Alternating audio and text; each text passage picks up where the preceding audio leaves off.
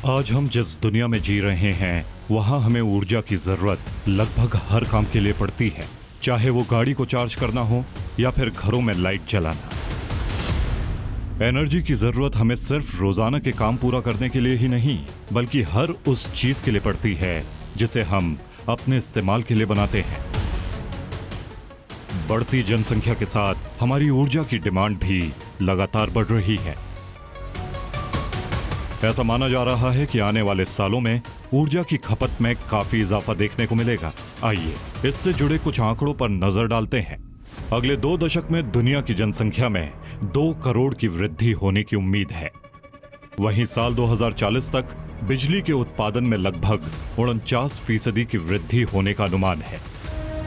साल 2021 में international energy agency ने अनुमान लगाया है कि ऊर्जा की डिमांड में 4.6% की वृद्धि देखी जाएगी, जिसकी 2/3 डिमांड सिर्फ विकासशील अर्थव्यवस्थाओं और उभरते बाजारों से आएगी।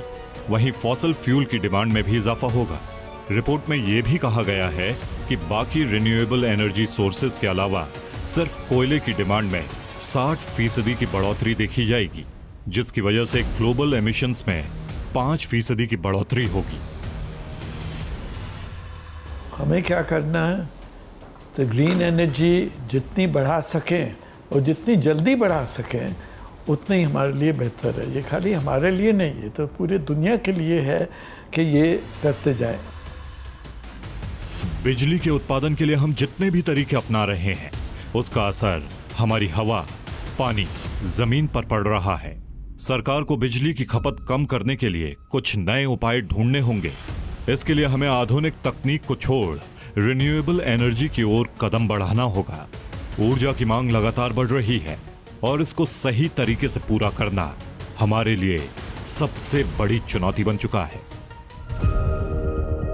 ऐसा देखा गया है कि विकासशील देशों की जनसंख्या सबसे ज्यादा है। ये वही देश हैं जिन्हें ऊर्जा के लिए रिन्यूएबल सोर्सेज को अपनाने में सबसे ज्यादा दिक्कत का सामना करना पड़ता है और ये अपनी बिजली की डिमांड ज्यादातर फॉसिल फ्यूल्स से ही पूरा करते हैं। तेल एक ऐसा खनिज है जिसको बनने के लिए सालों तक धरती का प्रेशर और गर्मी झेलनी पड़ती है। लेकिन आज हम इन तेल के कुओं की खोज कर इनको लगभग खाली कर चुके हैं। एक्सपर्ट्स का मानना है कि तेल जल्द खत्म हो सकता है और जो तेल बचेगा उसे निकालने के लिए ज्यादा मेहनत और ज्यादा पैसा लगेगा। इससे भी बुरी बात यह है कि तेल और गैस के लिए दुनिया के समुद्र तल का दोहन करने की दौड़ चल रही है और यह समुद्री जीवन पर तो कहर बरपा ही रहा है। साथ ही तेल के जलने से निकलने वाला धुआं हमारे वातावरण में भी बदलाव ला रहा है। कोयले का इस्तेमाल सालों से किया जा रहा है। इंडस्ट्रियल रेवोल्यूशन और स्टीम इंजन की खोज के बाद कोयले के इस्तेमाल में काफी तेजी आ गई। आज कोयले से दुनिया की 1/3 बिजली का उत्पादन किया जाता है और यह स्टील और लोहे की फैक्ट्रियों में चल रहे काम में भी काफी अहम भूमिका निभाता है। कोयले का इस्तेमाल सबसे ज्यादा एशिया में किया जा रहा है। यहाँ ये सस्ते दामों में और काफी मात्रा में मौजूद है, लेकिन ये इंडस्ट्री हमारी पर्यावरण को भारी नुकसान पहुंचा रही है। ये मानव जाति के लिए खतरनाक तो है ही, साथ ही इससे निकलने वाला धुआं वातावरण में भी बदलाव ला रहा है। इसके अलावा न्यूक्लियर पावर भी है जिससे बिजली का उत्पादन किया जा रहा है। यह भी मनुष्यों और पर्यावरण के लिए काफी खतरनाक है।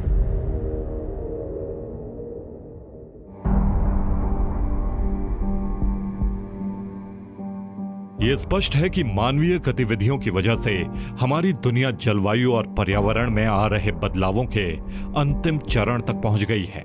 इंटरनेशनल एनर्जी एजेंसी का कहना है कि दुनिया की 1/3 हवा में मौजूद ग्रीन हाउस गैस का जिम्मेदार एनर्जी सेक्टर ही है, जिसकी वजह से हमारे वातावरण में बदलाव आ रहा है। क्यों खराब हो रहा है हमारा क्लाइमेट? क्योंकि हमारे फॉसिल फ्यूल की कंजम्पशन बहुत बढ़ गई है। उससे कार्बन डाइऑक्साइड निकलती है, उससे टेम्परेचर बढ़ता है। इतनी सारी स्टडीज हैं जिसमें अब आ रहा है कि 1.5 से 2 डिग्री अगर टेम्परेचर बढ़ गया तो ये चीजें नेगेटिव होने वाली हैं। इतनी सारी नेगेटिव होने वाली हैं, तो हर जगह हो रहा है कि बिजनेस एज यूजुअल नहीं चलेगा, हमको कम करना है।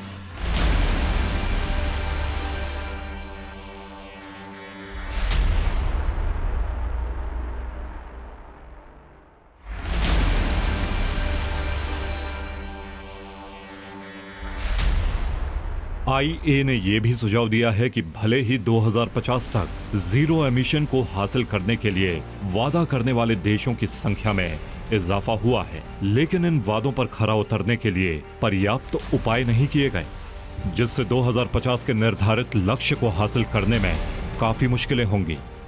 तेजी से बढ़ती हमारी जनसंख्या और हमारी अनसस्टेनेबल एक्टिविटी की वजह से अगर ये कमिटमेंट पूरे कर भी लिए जाएं, तो भी दुनिया को साल 2050 तक 22 बिलियन टन ग्लोबल एमिशन से हुए नुकसान का सामना करना होगा।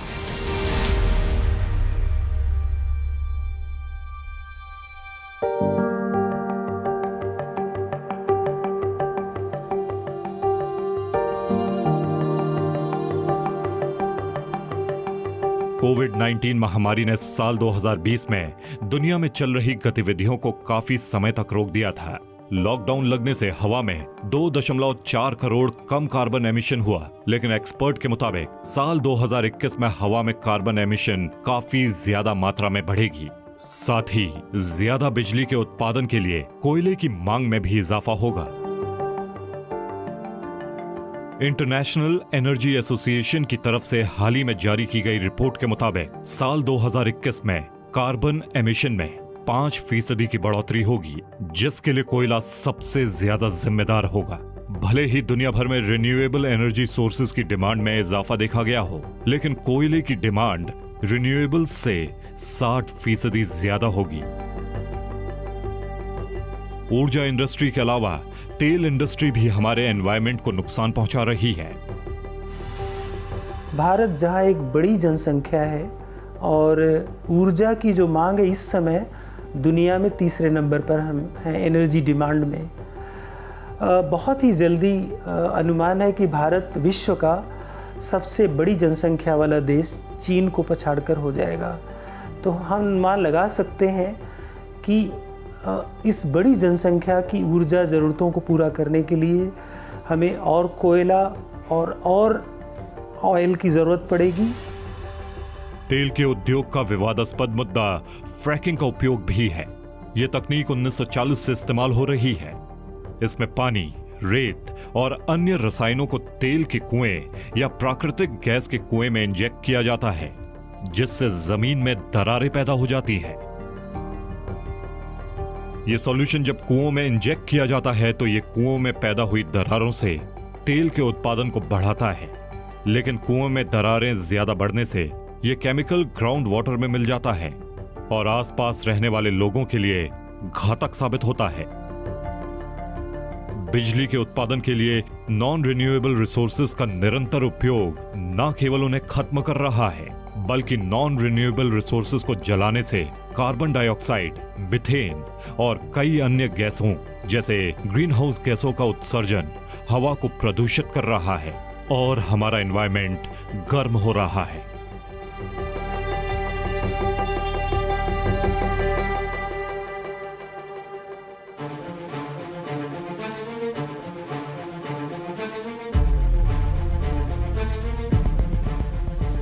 भारत में बिजली की मांग और खपत दुनिया के दूसरे देशों के मुकाबले काफी तेजी से बढ़ रही है। भारत अपनी बढ़ती आबादी की बिजली की मांग को पूरा करने के लिए कई तरह की खोज में जुटा है और कई चुनौतियों का सामना कर रहा है। बहुत बड़ी चुनौती है कि कैसे हम जो ऊर्जा के रिन्यूएबल या नवीकरणीय संसाधन हैं उनकी तरफ देश को ले जाएं, उनकी तरफ कैसे हमारा ट्रांजिशन हो। इसमें जो मुख्य चुनौती आती है वो इनकी कीमत पर आती है। इनकी प्राइसिंग एक बहुत बड़ी कॉस्ट है, इसलिए आवश्यकता इस बात की है कि इनको कुछ इंसेंटिव्स दिए जाएं। फिलहाल भारत में कोयले से ही ज्यादातर बिजली बनाई जा रही है। हालांकि मॉडर्न रिन्यूएबल सोर्सेज जैसे सोलर एंड विंड पावर का भी इस्तेमाल देश में तेजी से बढ़ रहा है।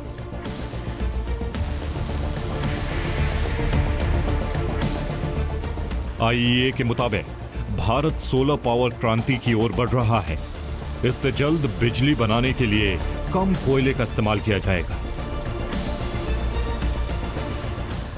सौर ऊर्जा सबसे सस्ती ऊर्जा है बनाने में, उसके बाद विंड एनर्जी है, और इसी को देखते हुए काफी इंडस्ट्रीज सौर ऊर्जा पे और विंड एनर्जी पे ट्रांसफर करके अपने कैप्टिव प्लांट लगा रही है।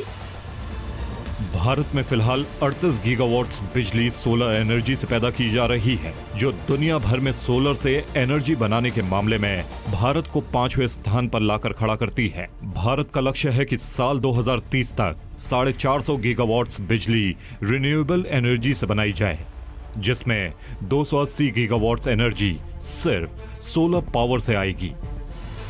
हमारे पास सूरज है जिसकी एनर्जी कम नहीं होगी। हम रादर जैसे जैसे बढ़ेंगे कि हमको और एनर्जी निकाल रहे हैं, तो इसकी कॉस्ट कम होती जाएगी। आज से 5-7 साल पहले आपका 7 रुपया यूनिट बिजली पड़ रही थी, आज वो 2 रुपया 20 पैसे यूनिट पड़ रही है। साल 2020 में भारत ने राजस्थान के जोधपुर में दुनिया के सबसे बड़े सोलर पावर प्लांट का उद्घाटन किया। भाडला सोलर पार्क रेगिस्तान के 5,700 हेक्टेयर में फैला हुआ है। यहां से 2,245 मेगावाट्स बिजली का उत्पादन हो रहा है। फिलहाल राजस्थान एक साल में सोलर पावर से 5 गीगावाट्स बिजली पैदा कर रहा है। राजस्थान प्रदेश देश का 5वां सबसे बड़ा विंड पावर जनरेशन प्रदेश भी है। भारत में बिजली उत्पादन के लिए सोलर एनर्जी को इस्तेमाल में लाने की कोशिश हमेशा से सबसे आगे रही है। भारत सरकार ने अपना गोल काफी बढ़ा दिया था 2022 के लिए, करीब 175 गीगावाट कर दिया था। उसमें से अभी तक हम 95 गीगावाट को अचीव कर पाए हैं और इस साल में 2021-22 में करीब 30 गीगावाट और करने की क्षमता रखते हैं। आज देश भर में मौजूद कई एयरपोर्ट्स अपनी जरूरतों के लिए सोलर पावर का इस्तेमाल कर रहे हैं। जनवरी 2014 में दिल्ली में मौजूद GMR's India Gandhi international airport, जिसे Delhi international airport private limited चलाता है, उसने एयरपोर्ट पर देश का पहला 2.14 मेगावाट का सोलर प्लांट लगाया। गरीबी रेखा से नीचे रहने वाले बच्चों और महिलाओं की हेल्थ को सुरक्षित करने के लिए भारत सरकार ने 1 मई 2016 में प्रधानमंत्री उज्ज्वला योजना की शुरुआत की। 50 मिलियन गृहिणियों को LPG कनेक्शंस बांटे गए, जिससे खाना बनाने के लिए कोयले और लकड़ी के इस्तेमाल में कमी आए। इस स्कीम से 40 मिलियन गरीब परिवारों तक मदद पहुंचाई गई और इस साल 2021-2022 के बजट में फिर इसे शामिल किया गया। भारत सरकार की तरफ से जनवरी 2015 में एक और उल्लेखनीय पहल की गई, जिसमें उज्ज्वला योजना के तहत घरेलू उपभोक्ताओं को कन्वेंशनल इनकैंडेसेंट मॉडल्स के विपरीत LED बल्ब और ट्यूबलाइट्स लगाने के लिए जागरूक किया गया, जो काफी कम बिजली की खपत करते हैं।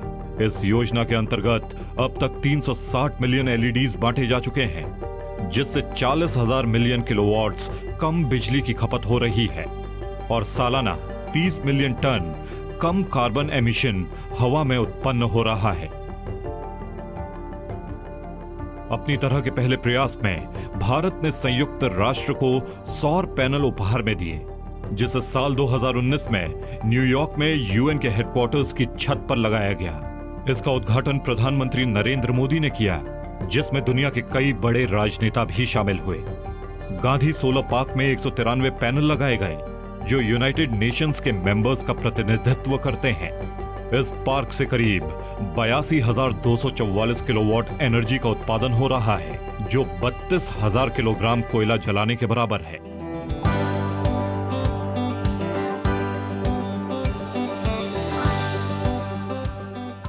ग्रीन एनर्जी के इस्तेमाल को लेकर कई देश पहले ही काफी आगे बढ़ चुके हैं और रिन्यूएबल सोर्सेज लाने के लिए इसमें भारी निवेश भी कर रहे हैं।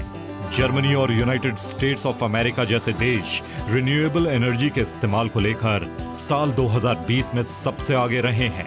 भारत भी यूरोपियन यूनियन के साथ इनसे ज्यादा पीछे नहीं है।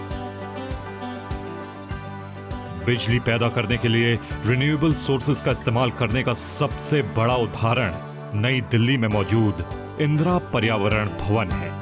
इंदिरा पर्यावरण भवन में ministry of forest, environment and climate change मंत्रालय है और ये भारत की पहली ऑन साइट नेट जीरो इमारत है। यहाँ 930 किलोवाट बिजली सोलर पावर से पैदा की जा रही है। और ये 6000 स्क्वायर मीटर एरिया में फैला हुआ है। बिजली की खपत और कार्बन एमिशन को कम करने के लिए इंदिरा पर्यावरण भवन किसी भी दूसरी इमारत के मुकाबले 70% कम बिजली का इस्तेमाल करती है।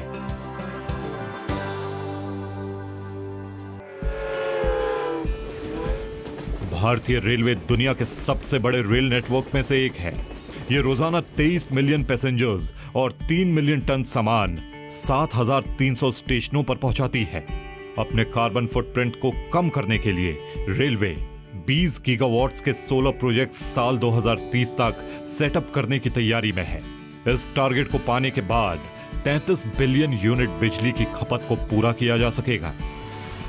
ये तेजी से जो बढ़ रहा है, इससे हमको फिर आराम नहीं करना है, हमको और बढ़ाना है। जैसे कि हम अपना टारगेट जो 40% है उससे पहले पहुंच जाए। नॉर्दर्न रेलवेज ने दिल्ली में 4 सेंट्रल रेलवे स्टेशंस पर कुल 5 मेगावाट सोलर एनर्जी की स्थापना की है।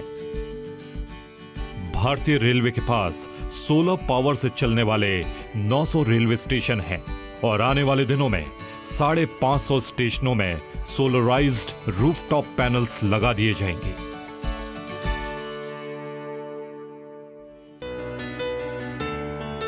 इसमें कोई दो राय नहीं कि बढ़ती जनसंख्या के कारण आने वाले समय में पूरी दुनिया में प्राकृतिक संसाधनों की भारी किल्लत होने वाली है, जिसमें ऊर्जा भी शामिल है। इसीलिए यही समय है कि हम नॉन रिन्यूएबल सोर्सेज से रिन्यूएबल सोर्सेज की ओर बढ़ना शुरू करते हैं। Solar energy and wind power ये रिन्यूएबल रिसोर्सेज के सबसे ज्यादा इस्तेमाल में लाए जाने वाले स्रोत हैं। अगर हमें बिजली उत्पादन को कार्बन मुक्त करना है, पर्यावरण को प्रदूषण और विनाश से बचाना है, तो रिन्यूएबल एनर्जी सोर्सेज को अपनाना होगा, सहायक नीतियां बनानी होंगी और लोगों को जागरूक करना होगा।